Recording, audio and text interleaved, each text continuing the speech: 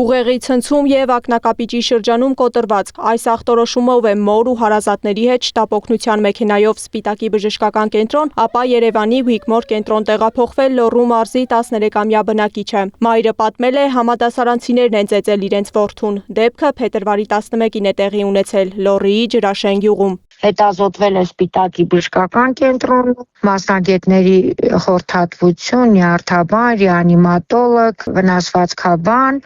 բոլոր անհրաժեշտ հետազոտություններից բացի լրացուցիչ կատե հետազոտություն է արվել, վերջնական ախտորոշումը գլխուղեղի ցնցում եւ աջ ակնակապճի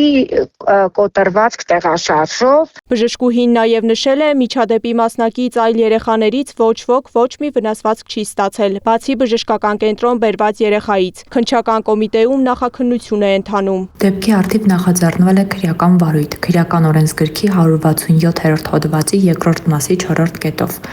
Այն է առողջությանը միջին ծանրության վնաս պատճառելը եւ 247-րդ հոդվածի առաջին մասով երեխայի դաստիարակության կամ խնամքի պարտականությունը չկատարելը կամ ոչ պատշաճ կատարելը։ Այս բանին կատարվում է նախաքննություն դեպքի հանգամանքներն ամբողջությամբ պարզելու ուղղությամբ։ Բժշկուհի Սիսակյանը պատմել է, երեխայի մարմնի ոչ մի այլ հատվածում վնասվածք չի եղել, հիմնական թիրախը գլխի հատվածն է եղել, սակայն ասում է, երեխան հետազոտության պահին վախեցած է եղել։ Սեդակ Յուրեղյան, Անահիտ Սարգսյան, Գեղամ Ղազարյան, ABC Media։